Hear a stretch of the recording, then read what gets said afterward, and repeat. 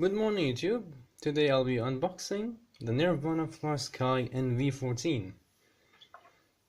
As you can see in the box, it has the Nirvana logo with the model NV14. From the side, you can see the Flysky logo and their slogan. On the other side, you'll have the string where you can pull it to open the box.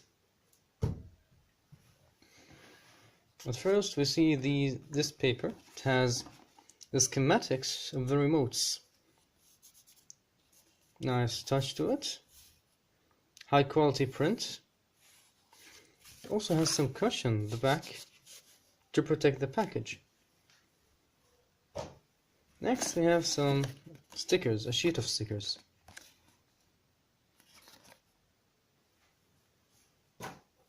And finally we get the remote with the cover and an accessory box. Let's have a closer look at the controller. Let's open the cover. It's translucent. You can see through a little bit. Useful because when the screen is on, you can tell it's on even when the cover is on the remote. It's a 3.5-inch touchscreen. Then we've got these gimbals. They are transparent because when you paint the plastic it becomes much weaker, so they decided not to paint it. Doesn't look so good, but I can live with that. The height can be adjusted by unscrewing this piece.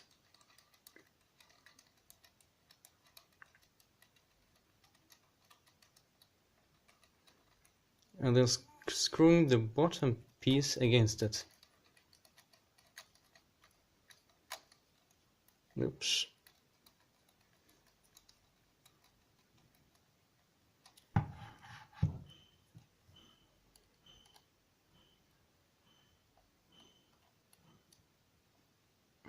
So this is the maximum height setting.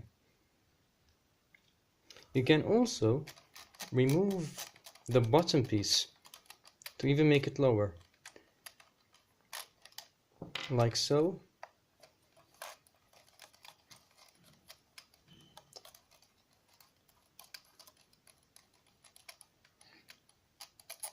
However, when you remove it completely, you are forced to screw that all the way in. But you do get a shorter stick. So this is the lowest possible setting, and this is the highest possible setting. Then we've got that blue trim. It basically adjusts the trim. On the elevator axis, just push it upwards or downwards. Aileron, left or right. Same applies for the other stick. We've got potentiometer. This is one end, and this is the other end point. You can also here see this little mark where we can tell where the middle is. Same applies to the other side. This is one end and this is the other end. So you get lots of travel. And we got, so of course the sticks are 4 channels, and we got 10 auxiliary channels, being these are the first 2, and 8 other labeled switches. Switch A being a 2-position switch. Switch B being a 3-position switch. We got also switch C. It's a momentary switch. However, it's only sensitive in 3 positions, being the one which is released, this position, the middle position, and the lowest position. Any positions in between are basically not sensed, so it's only top, bottom, middle and bottom. We got the last 4 switches underneath with the labels being having a short line and a long line, which represent a long switch and a short switch. So switch H and G, where H is the momentary switch and G is a 3-position switch.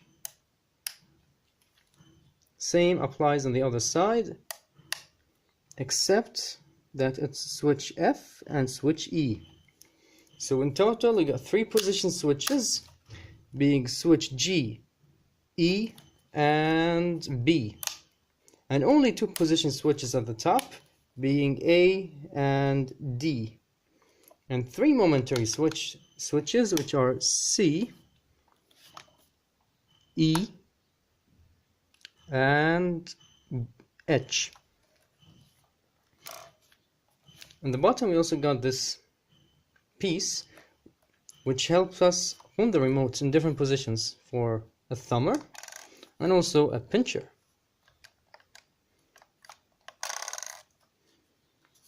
We also got the antenna.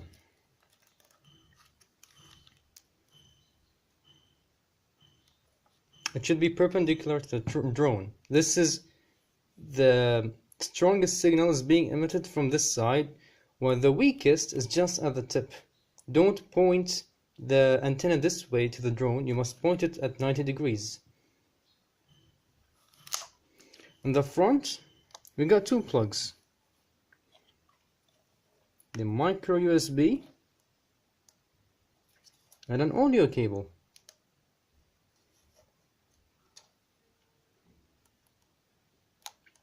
The micro USB is used to charge the batteries and also update the firmware.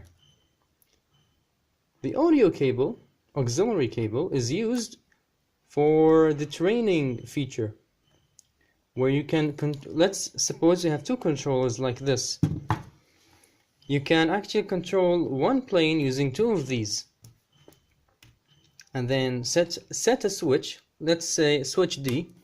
So I program it that when I have switch D in the upper position, the trainee with the other controller has the controls, and whenever I see that he made a mistake, in order to save the aircraft, all I have to do is flick a switch, and I'll get all the controls transferred to this remote. Of course, it shouldn't just be switch D, you can program it on your own under the menu special functions. Or was it global functions? I'm not sure. We'll cover the menu in the part 2 of the review. Let's have a look at the accessory box.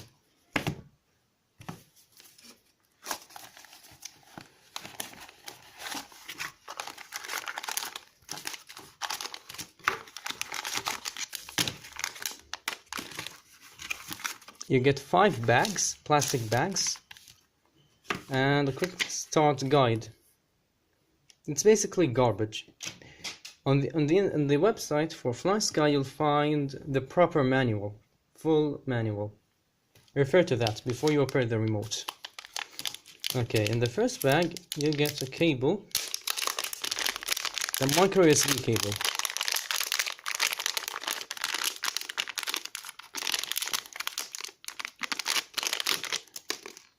It's pretty long. You can use it to charge or update the firmware on the remote. We are also supplied with the audio cable, the auxiliary cable. I believe it's 1 meter in length, so yeah, it'll be pretty handy when you use the trainer function. You also get a module bay. In this bag you get 4 screws where you can screw in these 2 pieces. One piece is just plastic used to hold the module, and in this piece we get the pins. We get 5 pins. They basically mount on the bottom. So these pins goes through here, these holes, and then you'll screw this piece right here, so you can attach a module bay on it. Now, what's a module bay? It's simply an antenna. It does come with an antenna and also a different transmitter. It's used when you want to communicate with another receiver at another protocol. The protocol in this remote is S-bus, I-bus, and PPM. Also PWM. But let's say we want to use others, like Crossfire. You will have to purchase a module where you can attach it here. However, one disadvantage of using the stock pins here is that they cannot supply enough power. I believe it's an issue with the firmware because it's still in beta. So whenever you want to use the module, make sure you have its individual power supply. And yeah, that sums it up. Oh wait, there are two receivers. This receiver comes with this cable. I believe it's the JST-SH. One side has 3 pins and the other side has 4 pins. Let's have a look what also we get. We get the receiver itself with 3 antennas. 2 are diversity and 1 is pair. So in case you got your antenna caught in the propellers. Let's have a closer look.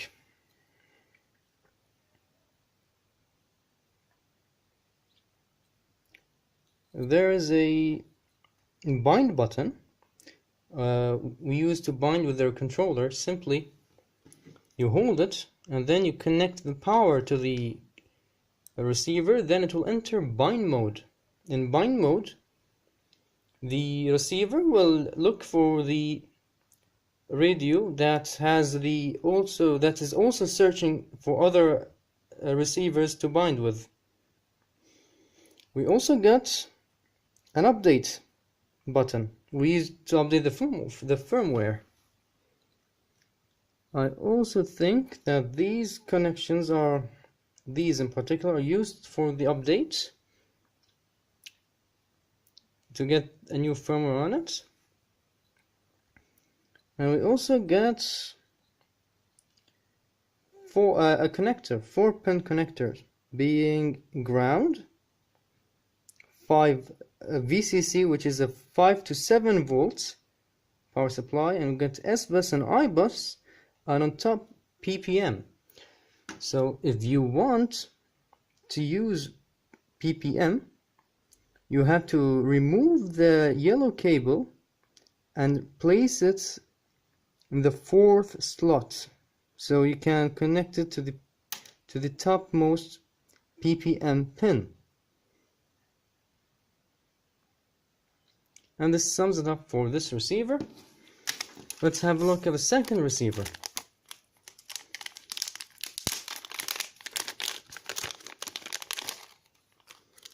You get a micro, it's a really tiny receiver. And also you get some heat shrink.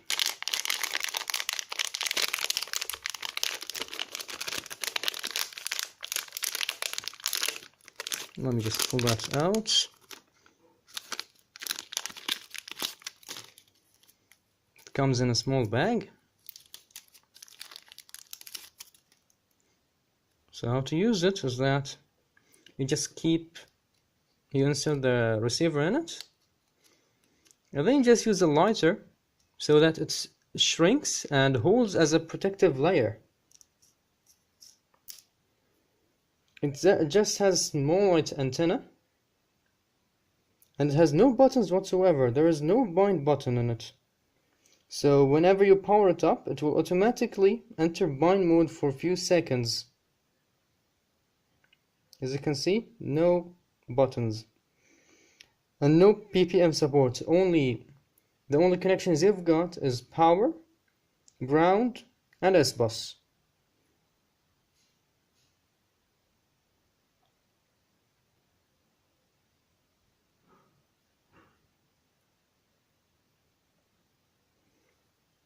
These do seem like connections, perhaps also for upgrading the firmware. And yeah, that's it for the video. Just before we wrap up, let's check the dimensions of the receiver. This one measures about 1.5 centimeters in both width and height. Yeah. And the other one is a bit bigger. 3 by 2.5 centimeters, and the antenna are, let me get this antenna. The antenna is about 10 centimeters in height, opposing to this antenna, which is only 3 centimeters in length. Yep, and this sums the review for today. Thank you for watching. Please like and subscribe.